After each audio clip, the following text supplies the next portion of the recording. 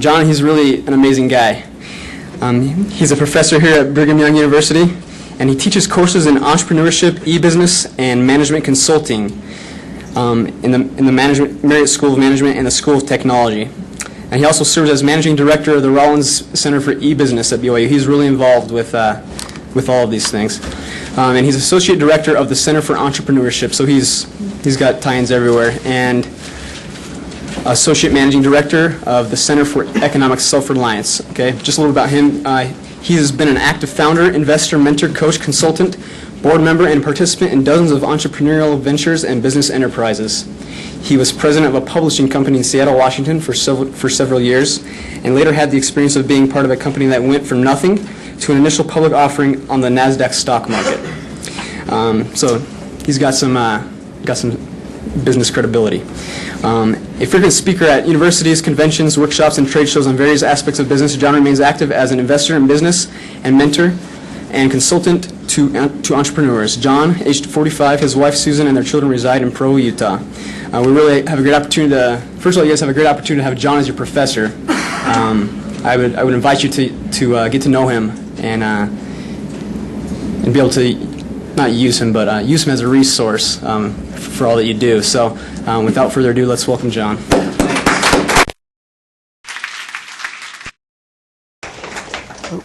I got it. Yeah. All right.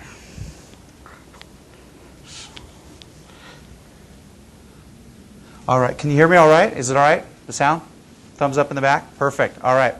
Okay. Well, today we're going to cover a lot of material, but first, beforehand, I want to really emphasize the reception. Right after today's lecture at 2:50, we're going to go right into an informational reception for the eBusiness Center, where you can learn all about getting involved, about paid positions, volunteer positions, how you can get on teams or projects, and just do some things that might really add to your resume and deepen your knowledge on eBusiness and web businesses.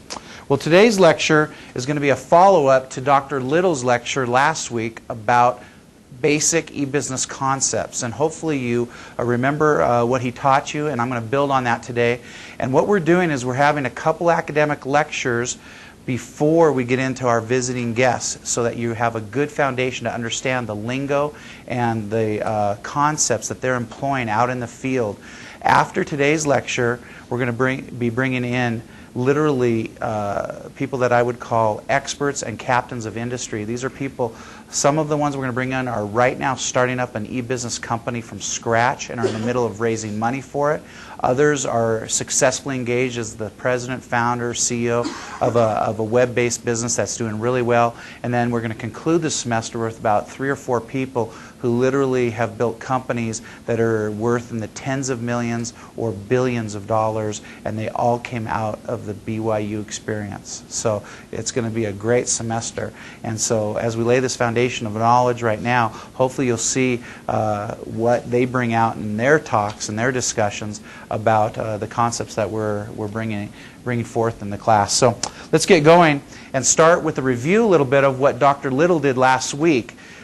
Remember, he talked about Moore's Law. What were some of the other concepts he talked about? Who can remember?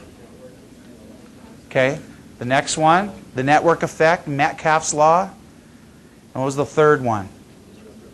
Disruptive technology. These 3 fundamental concepts are at the heart of a lot of web-based and internet-based enterprises. Matter of fact, the second one, network effect, Metcalfe's Law, is where I, in my career, have taken the most advantage of and has made me more money than any of these other laws. And the concept of scalability in a business is largely centered on the ability to take advantage of the network effect. The value increases with the more nodes on a network. And he gave the example of the telephone system. Obviously, a 1 telephone network would be useless. A 2 telephone network is interesting. When Watson was able to help Alexander Graham Bell with a 2 telephone network, if you remember they talked. But now in the world we have 250 million plus in the U.S. and maybe a billion or more or 2 billion on the telephone network around the world. And then we can talk about the internet network and that's value being exponentially greater because of how many are on the network itself. And that's a really important concept that you're going to see come out in a lot of businesses we're going to discuss this semester. So refreshing your memory on that, let's go to a couple other things. We're going to talk now about business ideas. The goal here today is that you have a little bit better understanding of how you can critically look at ideas and measure them analytically to determine whether or not it's a good business idea to pursue. And so with that, first of all, there are a lot of ideas in the world, and you should have a lot of ideas. As young folks here on a major U.S. campus, there shouldn't be a day that you go through without thinking up of at least one business idea. I would submit that you could think of 20 business ideas each day. And a lot of good sourcing for ideas is to go through your life and say, what really bugs you? What pain are you feeling or experiencing in the marketplace that you want to fix? That you say, wouldn't it be great if they just had this? Wouldn't it be great if there was just this solution to this real painful thing I've got going on in my life? And that's true for web-based and e-businesses too. Wouldn't it be cool if there were this on the internet or this kind of internet service? That's what you've got to think like and start germinating ideas by saying, what in my life would I like to fix? And all of us are bugged by many things every day, some of us more than others. But that's the genesis for a lot of great ideas. Now, out of all these ideas, though, actually quite few are legitimate business opportunities. Now, what I mean by a business opportunity is an idea that within the framework of a business would generate revenue and be profitable. So, and there's different varying degrees of how great or good an opportunity could be. Now, in evaluating this and looking at this, here's about how the numbers play out. For every million ideas, there's about 10,000 that are real opportunities, and really only about 1,000 that would be worthy of creating a business plan for. So that's very, very few. And then 1 to 10, and I'd probably put the number closer to 10, 10 out of the 1,000 would actually get funded or capitalized and become a real business. So it's actually quite tough to make it from just an idea in your brain to an actual business where customers are paying you money or investors are giving you money to actually go into business. It's really tough. The average venture capital firm, and a venture capital firm is somebody who funds new businesses, that's a company that does that, will look at about 1,000 business plans a year and only fund about 10 of them. That's the average statistic. Okay, so going on, looking at this, how do you critically look at an idea to see if it's a good opportunity? Well, in classic entrepreneurial textbooks, there's a concept called the 3 M's. The 3 M's stand for market demand, market size, and margin analysis. When you think of an idea, you start saying, okay, if this were a business, what is the real demand in the marketplace for this product or service? Is the demand high, low, non-existent, ready to pop, a volcano, or about ready to erupt? Where is it at? Number 2 is market size. How big is the market? You might be surprised to learn that to be a good opportunity, it has to be an astoundingly large market. The reason because it's in all likelihood you're going to get a very small percentage of the total addressable market. And most professional investors will not invest in a new company if they know what they're doing unless there's at least a total market size of $1 billion. That means if every customer who could buy the product or service bought it, that it would be $1 billion in annual revenue. So if you've got an idea that's only $100 million or $10 million in total addressable market, it's a very small idea. The problem with a lot of student entrepreneurs is they think very small. They got to think bigger. You rarely get the complaint from someone like me or someone around the Entrepreneurship Center here or the eBusiness Center that your idea is too big. It's much more often that you're thinking too small, too colloquial. A lot of people will come and say, I got this idea for the LDS market. Well, the LDS market inherently is very small as a business enterprise market. And so you got to think, how could I make this bigger for a much broader base? In the United States, there's only 3 to 4 million Latter-day Saints, half of which are probably active. So if you cater to that market, you're starting off with a very small market. And if you're only getting a small percentage to buy your product and you do the math, you probably only lead to a very small revenue base. And it's not that great of an opportunity in reality to create a venture that will someday create wealth and create lots of jobs and do lots of good things in the community. But there can be some nice niche markets where you can make a nice salary and a nice living, and I'm not saying that that's a bad thing. But here we're talking about creating something that will really rock and change the world. So the third item is margin analysis. You need to know and start having an idea of how big of margins, and I'm talking financial margins, called gross profit and net profit, the company will have. It's very bad to have a new company idea that you say, okay, this is going to have like 10% gross margins and 2% net margins. Those are very small margins. That means for every dollar of revenue you take in, you're only going to have 2 cents of profit at the end of the day. That is such a small profit margin that if you make one mistake, you're going to be at a loss. If you make a 5-cent mistake, you'll be at a 3-cent loss with only a 2% profit margin. Does that make sense, what I'm saying? So it's really important to have high profit margins to say that it's a great opportunity. That's why internet businesses and web businesses are so popular these days, and why they have been, because they have very good economics associated with them. Many, many web businesses will have 85% gross margins with 25 to 60% net margins. That's very exciting.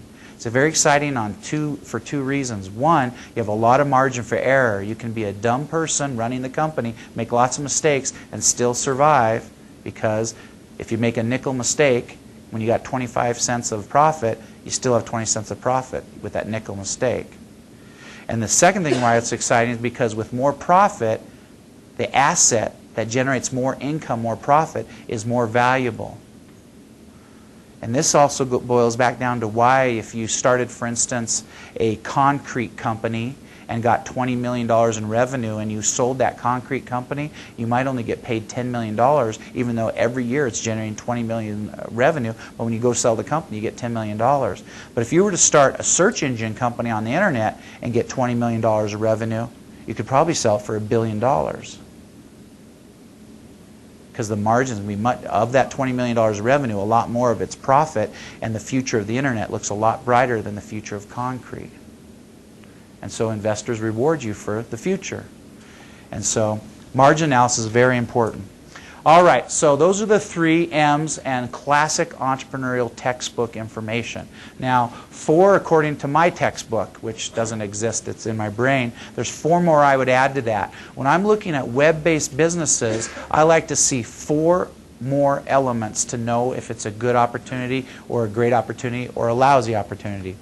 High barrier to entry. This means that once you've started your company, it's going to be hard for a competitor to make incursion into your space. So you don't want to start a company and pave the way and say this is cool, and then 3 months later have another individual or another company that has a lot more money come and wipe you out in a matter of a few weeks or a few months because they just have more money. That means it's too easy. There's no barrier to entry to competitors to compete against you. So that's an important concept. So you want a high barrier to entry. Obviously, if you did something really cool, wrote a piece of software, got a copyright on it, or you wrote a piece of software that was a business process or something in business that could be patented, having a patent, a copyright, a trademark, all these intellectual property protections are barriers to entry. Because then if somebody violates your patent or your copyright, you can sue them and stop them from competing against you if they're copying you directly. Now, there's other barriers to entry that can be natural, such as first mover barrier to entry. If you're the first mover into a space, you can capture the market, and unless a competitor can come up with a super compelling reason to change, people won't change, even if you're just an upstart. Let's take an example of Netflix. Netflix was the first one to do DVDs on the internet. It might surprise you to know that Netflix has over 30 competitors on the internet trying to beat them down, one of them also being Blockbuster, which is probably the only one you can name. But Blockbuster to this day has had an extremely hard time because they allowed Netflix to go for too long and capture the market. Netflix has 4 or 5 times more customers than Blockbuster, despite Blockbuster giving up $800 million in late fee revenue and discounting their product in order to try to catch up to Netflix. Netflix is still the leader. This is true in things that are very easy to duplicate, like an online auction service like eBay. eBay is the leader worldwide in auctions except in one country, Japan. And that's because they let Yahoo go into Japan first. So in Japan, more people use Yahoo auctions than eBay auctions. But most of the rest of the world, eBay is the leader. But that's because eBay made a decision not to go into Japan for a while, and they let Yahoo get in first. And so whoever's first in the market can often capture the market. Especially seems to be true on the internet. Now, I don't know of an academic reason for that. I can't explain exactly why that happens, but it really seems to be true that those who pave the way get to keep their customers a lot easier than maybe even in offline world companies. Okay, now low capital requirement is the next issue. Having low capital requirement is a nice thing to be in business. If I start a manufacturing company that needs a $2 million piece of equipment, I got to go raise $2 million to buy that piece of equipment before I can get any revenue. But internet and web-based companies, I can buy a PC, make that my server, spend a few $1,000s, maybe in only a few hundred, and start the business up. If I can get my workers to work for free and just for a piece of the rock, maybe getting some stock options in my company, I can do it for very low capital requirement to start that company. That's very attractive, especially when the companies can be valued so much if they just get a little bit of revenue.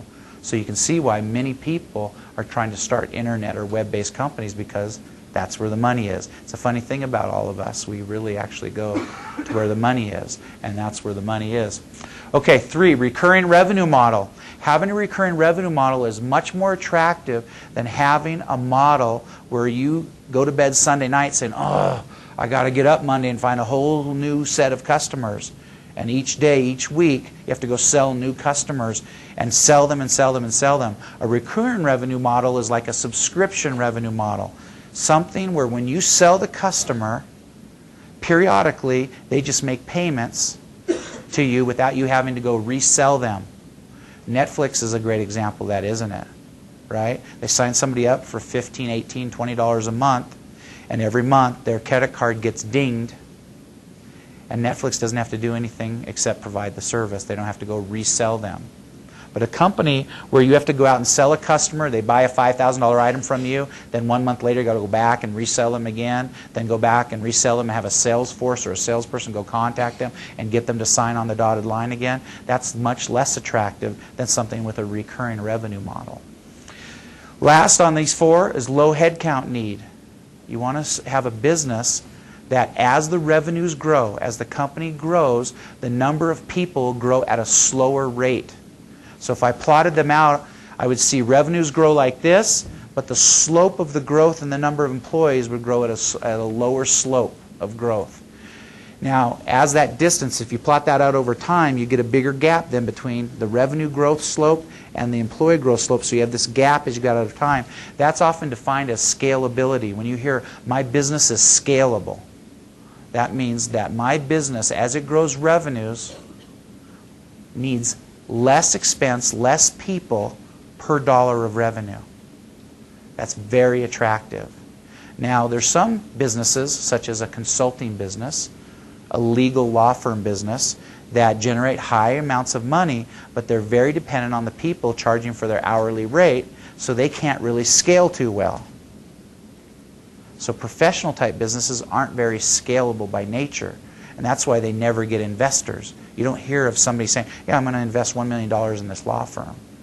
The lawyers just go out and charge for their time and bill for their time and build up a very nice law firm with lots of revenue, but it's not a very good investment vehicle because it doesn't scale very well. It just makes the lawyers a lot of money when they charge, modest amounts for their time. Yes? What would be some examples of some businesses that are scalable? Are scalable? Internet and web-based companies. Let's take the ones I've been talking about. Let's just take eBay and Netscape. To duplicate the software for eBay, I estimate right now, and they probably would have a problem if I said this, but I could duplicate the functionality probably for under $200,000 of what eBay's software does. Now, to get the scalable systems and all the server farms you need to handle the volumes they do is a different issue. But to create the core software, it's not that difficult. Same with Netflix and a lot of others. So you build that, and you invest a few $100,000, you build that, Might even be able to do it for under 100,000 for some of these business models, and you've got the software. Then all you got to do is add servers as you increase customers and you get more customers in. Your expenses don't grow. So web-based companies are great examples. Almost every web-based company scales very well because it's just adding PCs as servers as they get more customers. Because once the software is done, it's just a matter of scaling the servers, which doesn't cost that much relative to how much revenue each of these customers could bring in. And so there's lots of businesses out in the real world also that can be scalable in nature like that too, because once you've made the initial investment, and a real estate project could be scalable, right? I buy the land, I say I'm going to do some condominiums on it, and I've bought the land, I've prepped the land, now I just add condos as I'm able to sell them. A unit of 8 condos, then I build the next 8 condo pad, then the next 8 condo pad, and I've already got the investment in the land, and every time now I'm selling a new pad, it's scalable because I don't have all the expenses of prepping the land. I'm going out, and that's why real estate can also be scalable. But nothing scales like an internet company, and that's why you see these incredible valuations. We'll talk about that in a little bit. Okay, so those 4 right there. Now you're getting an idea. These are 5 companies kind of coming out of the BYU world that I personally have invested in. And the reason I did so is because when I check these kind of criteria over here, they have a lot of them checked off. Makes them good. Better and good business opportunities. Alianza won the business plan competition a few years ago, and as a new business coming out of BYU, raised more money than any money ever had from angel investors in the state of Utah. Silent Whistle was a kid out here on the 4th or 5th floor of this building, had an idea one day, and now that company is worth some $20–25 million. And these are all companies that emanating somewhat from this environment. All right, so what are some of the best internet or ideas or models that you have seen? What are some of the ones that come out to you that you think are just incredible business models? Who can shout some out? Facebook. Why do you think Facebook's a great model? It doesn't seem like it would require a lot of maintenance and things, so scalability, I guess, would be enormous. Right. So you build Facebook as a social network. You build the software, get it finished, make little refinements every so often, and you get tons of people coming now. And that's a very good example. Facebook's very interesting. And were they the first ones to be a social network? So what made them so much better than ones that came before them? Anybody have an idea? Yeah. Target market, they're targeting high school kids who are posting, with after that was quickly added protection to I don't know, Okay, let me pause you there. Did Facebook target high school kids first? Okay, you said high school. You meant college? I meant college. Okay. So Yeah, college kids, and then it was closed off to just college universities first. So is that really because they were just brilliant technologists that they won then? Is it about the technology even that much? It could have been just about good old-fashioned business sense and marketing and saying, we're going to choose our target market to be college students, which makes sense, right? College students are connected at a university that has T3 lines or faster. They're always on high-speed internet connections. They're sometimes required, like here at BYU, to have a notebook computer that's wirelessly connected. The business school requires that. And so that type of thing. And they said, man, this market is just right for this. Let's really focus on that market. And boom, look what they did.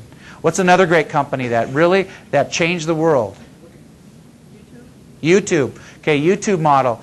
Is that difficult of a business model? Make it easy to post a cheap-looking video up online so people can see it?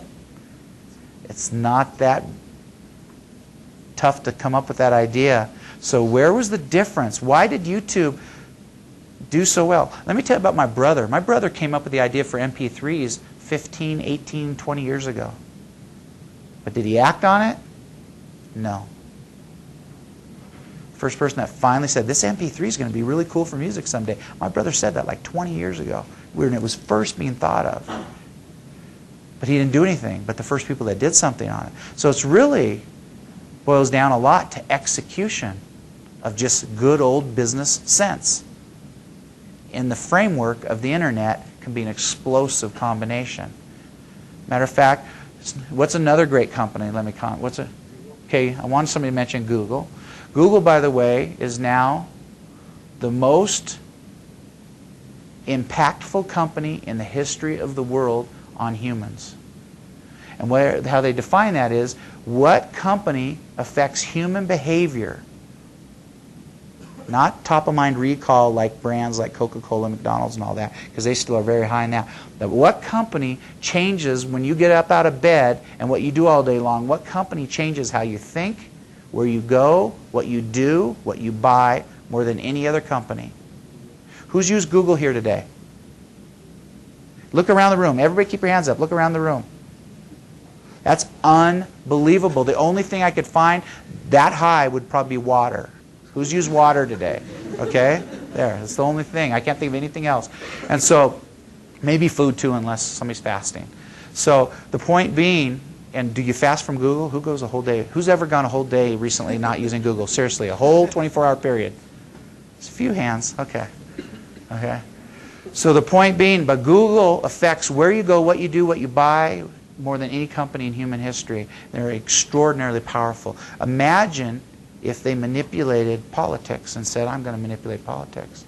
I'm going to change above the fold the first 10 that come up anytime anybody's looking up U.S. presidential politics, and I want my candidate to just, I'm going to program the computers just to put my candidate up there a few more times. Do you think that would affect the U.S. presidential elections?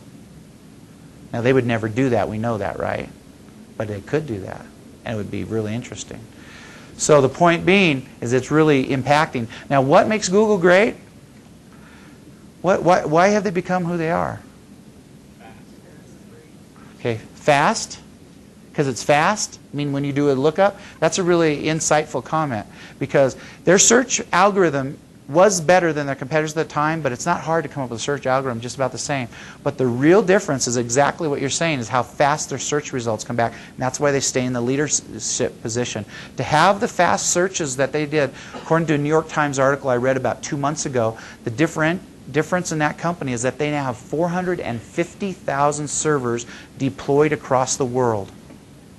Everywhere. 450,000 servers. That means no matter where you're at in the world, you're going to get a fast result from Google. Now, that means that if you're going to compete and unseat Google now, what do you have to do? You've got to be able to, business-wise, and have the business acumen, the business skill, the business capital to go out and deploy a lot of servers and keep them working.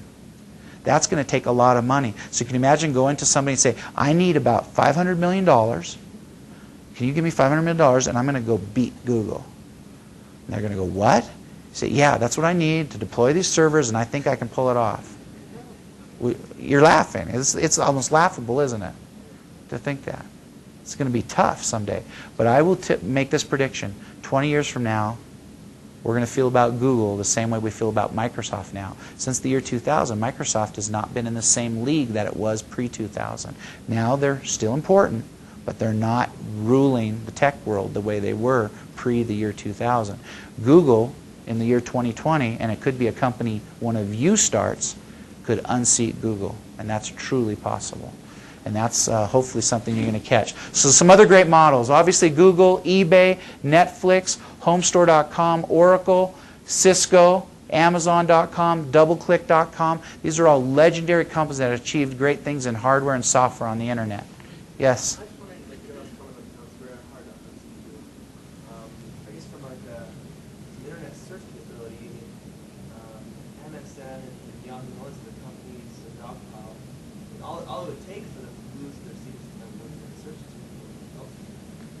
So wouldn't it be highly easy for them to be unseated? Or it seems like there aren't very many barriers to it. Yeah, but the barrier to entry are really business entries, right? When you said the speed, go do searches and look at how the algorithm, what's brought up, and then how fast, especially when you're around the world in other countries, how fast the results come up. and it has to do with business deployment of servers and what they're doing. And I'm not an expert on hardware, but it boils down to basic business things in terms of software development for content and how it's expressed, but more importantly is the hardware deployment of the servers for a search engine. It's very important in today's environment because we're not going to live. Would you want to go to a search engine that was even half the speed of Google right now? We wouldn't stand for it. If it was something that took 5 times to find the same thing, to get the results to come back.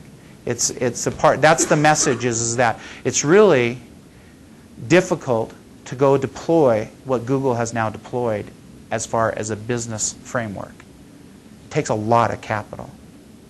But somebody somewhere is going to invent something that's going to unseat our search algorithm or our search engine mindset right now that will improve upon that. I wish I could think of it. I would love to be the person that thinks of what's going to do that. But it could. But I think right now MSN and Yahoo and others have a very hard time with Google. I mean, you know the statistics, right? The difference in their usage. And MSN's got many better tools right now, but they still are having a very hard time with Google. Okay, let's keep going on. I need to fly through some of this next material. One thing you're going to notice is that a lot of the great sites out there, a lot of the great businesses have something very common that runs through them. The common thread that they are networked engines. They take databases and then use the network effect as they tie databases together, use the network effect to get it out and have it viewed and seen and used by the users. And this is what makes for great companies. And there's just many of them that have exploited this and done really, really well. Now, some of the major technology model changes in the history of software, and just to do something, we could spend hours on this topic alone, but used to be, in the early days of the PC revolution, the 80s and the early 90s, is that you had enterprise sales where Microsoft, Oracle, and their software systems were sold by their salespeople who made a ton of money. You would have salesmen making $1 million a year selling software, $2 million a year, maybe more, selling huge installations of big software. And then came the dot-com revolution in the mid to late 90s, and a lot of businesses were able to start, instead of employing enterprise software, they were able to use dot-com or first Web 1.0 type applications. Click and mortar businesses type of thing came up. And now the revolution we've seen in the 2000s is a really important development called software as a service. Software as a service is a way to deploy software even more efficiently than just the early days of the internet, which is having an internet website. Software as a service now allows very sophisticated applications to be used by businesses and individuals, all centralized at one company's site, so that when they need to deploy new versions of their software and new systems, it can be done universally to all their customers at once for a very, very low cost. What used to cost thousands or tens of thousands of dollars can cost dollars, sometimes even pennies, under software as a service. You can see lots of great companies employing the model called software as a service. You need to know what SaaS means, S-A-A-S. It's usually written with a capital S, small a, capital S. Also, Web 2.0, the advent of what's called mashup, social media, and the focus on community is the latest and newest, obviously, advent in business models on the internet. We're going to talk a little bit more about those. Web 2.0 business models, for instance, I'm just going to show you some examples here. Some of the differences here is that the focus on technology and the focus on network effect, and we see that concept of network effect in Web 2.0 a lot. And you can see how things have changed and how revenue streams and what you're doing in these businesses and how you're chasing revenue and how you're setting them up. And I don't have a lot of time to go into this because we're falling a little behind. I'm spending too much time on some things.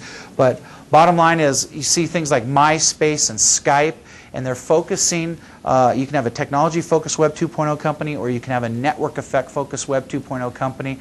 And these are the types of companies and things you're going to be seeing from our guests later this year, or this semester in our lecture series, and in companies that you see at killer websites, or at killerstartups.com, where you do your report. You're going to see just some of the craziest, kooky ideas you think, but I want you to really read them and see how they're going to change how businesses do business with each other and how businesses do businesses with people, with individuals. There's a lot of interesting things coming.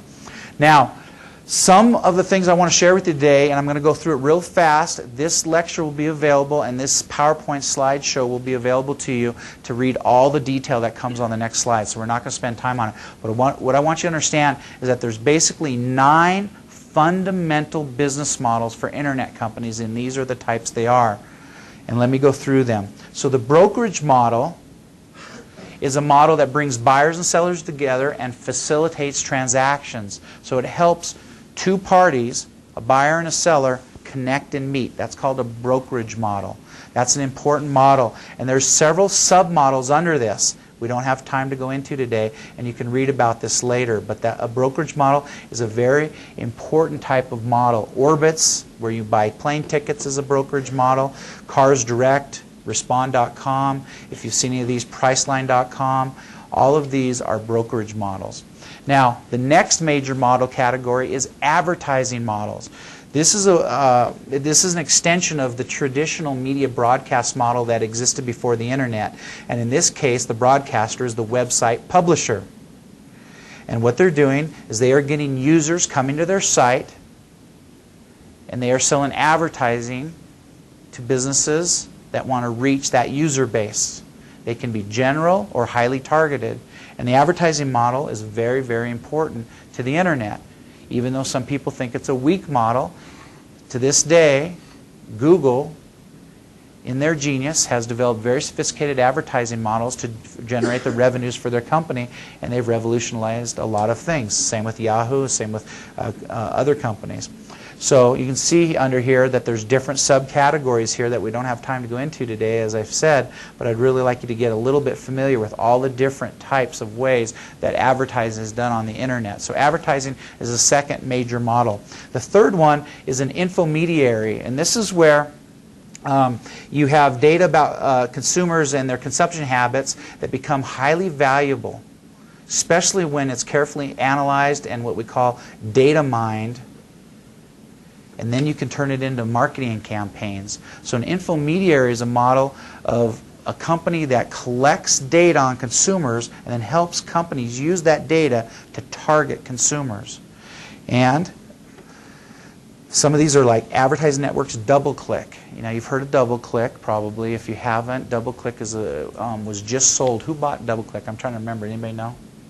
Can't remember who it was. Was it Google bought DoubleClick or was it Yahoo? That's what I can't remember.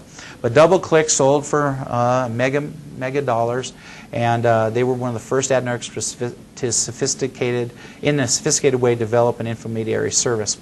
Other things like auto measurement service, Nielsen, net ratings, other things like this, Cool Savings. There's lots of different ones.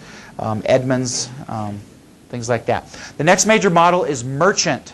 The merchant model, which is wholesalers and retailers, obviously, of goods and services, and they can be made based on list prices or auction sales, etc. Obviously, Amazon.com was one of the first major mega services such as this. We have others like Land's End, that's a catalog merchant that does very well on the internet. Barnes & Noble as a bookstore. Apple iTunes Music Store, pretty easy. We call that a bit vendor because they're selling just electrons. So that's a type. The next type is a manufacturer, a direct manufacturer. Obviously, we have the Dell model, the direct model, and this is a way for companies to reach a consumer through the internet and provide manufactured goods on a custom or almost manufactured to order and demand basis. Lots of just subcategories we could talk about on here and how this is done. We won't talk about it too much right now. Okay, the next one, affiliate model. Affiliate model has become very important in contrast to a general website portal, which seeks just to get high volume at one site. The affiliate model provides a way to reach a large audience through being affiliated with lots of different sites. I've been involved in this in lots of web businesses that I've participated in, and an affiliate basically means that I can go out and promote my services over an affiliate network. This affiliate network has maybe built up 20,000 websites that they are allowed to put advertising on, and I can go to that one affiliate network and they can put my advertising out on 20 different thousand websites, and I don't have to go build up traffic to my one website. That's called the affiliate model. And it's very important to the internet and promoting services. Banner exchange sites, pay-per-click. There's lots of these that are out there, some leading more than others. The next model is the community model. The community model is based on loyalty. Users have a high investment in both time and emotion to some type of niche. The revenue can be based on a lot of ancillary products being sold. I will give you one example of a friend of mine. A friend of mine was working in a regular corporate job, and this was years ago, and he launched a site. He loved one thing, Pontiac Grand Prix cars. Don't ask me why, but he loved Pontiac Grand Prix cars. So he decided to make a website that would be a community for other people that love Pontiac Grand Prix cars. And he started getting users. And then he started selling aftermarket Grand Prix auto parts made by specialty manufacturers that make aftermarket products just for the Grand Prix model. And his job became finding the coolest, neatest things to do this. And he started putting them up for sale on his site. And he did it by drop shipping, which means he never handled one piece of inventory. He would take an order, tell the manufacturer, send it to that address, and he took money in the middle for that. Pretty soon, after a few months, he was making net for himself $10,000 a month just doing that for one model of car. Then he did his second model car, his third model car, and he started doing this for a lot of model cars, quit his job, and created a very profitable internet business just by having a sense of community around an affinity such as that. Okay, the next and very important model is the subscription model. The subscription model charges a periodic fee, daily, monthly, annual, to subscribe to a service. Obviously, right now on the internet, there's some very successful subscription models, and there's others that have been successful in saying, I'm going to go to an ad model. Many, many internet companies seem to start off with the choice of, do I do a subscription model or an ad model? How am I going to generate my revenue when I start? And that's a huge decision for the company. Huge decision. And to say which is right depends very much on the circumstances, the industry, the type of content, the type of service, who your customers are, who you're trying to reach. A lot of different factors go into it.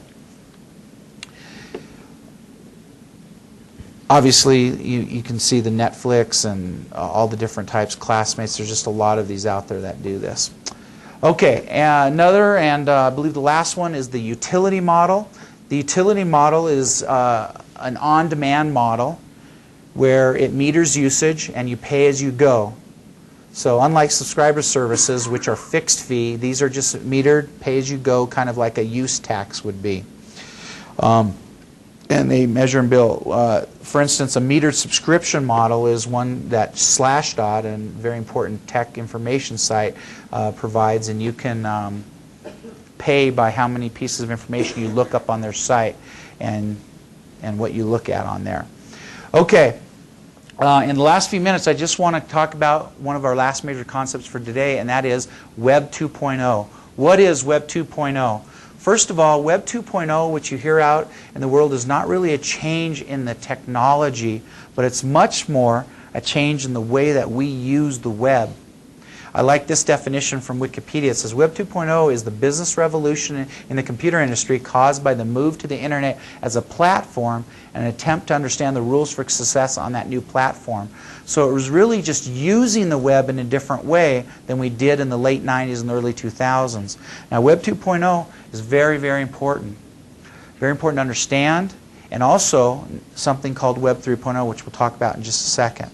Now, part of what characterizes Web 2.0, it impacted the world so much that Time magazine named as the person of the year you, the consumer.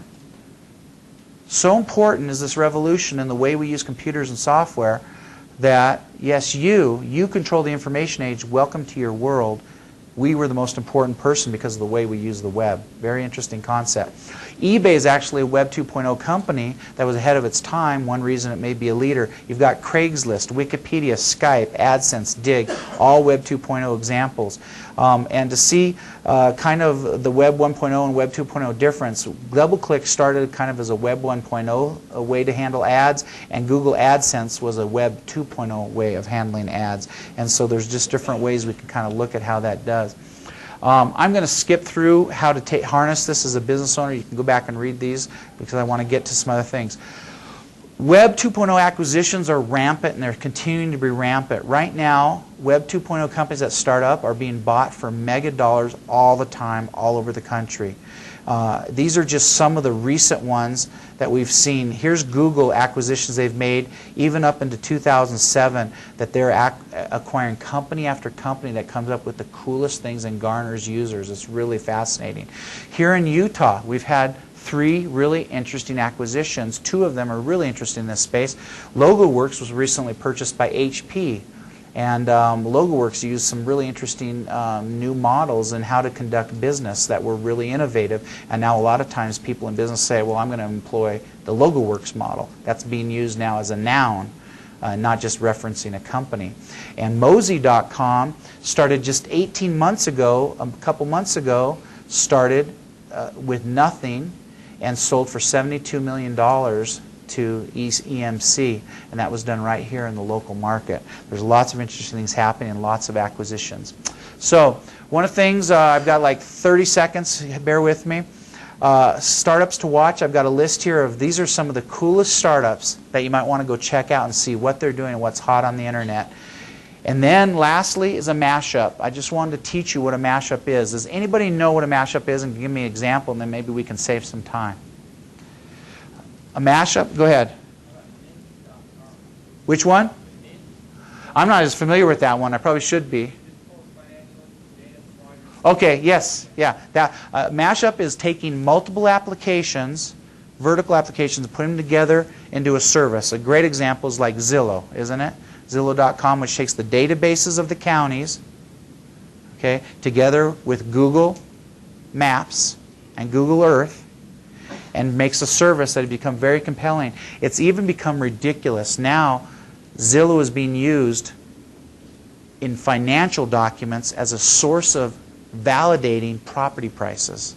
And I think that may be a little early because I'm not sure how accurate it is. But now people are constantly in their multiple listing service saying the Zillow valuation says it's this, so it must be right. It's kind of fascinating seeing that happen. Well, let me close on this thought. I want to share with you this. It's an exciting world. I would love to be where you're at right now, coming out of college, getting the information you're getting. There's more opportunity today than there was 25 years ago for me with all the things happening. Our goal is to teach you some principles. We'd love nothing more than to see one of you come up with the next Google, the next YouTube, the next great idea on the internet. And we'll do anything to support you in the eBusiness Center. So right now what we're going to do is close down today, and thanks for your time, and go straight into an information session on the eBusiness Center. Thanks for your time.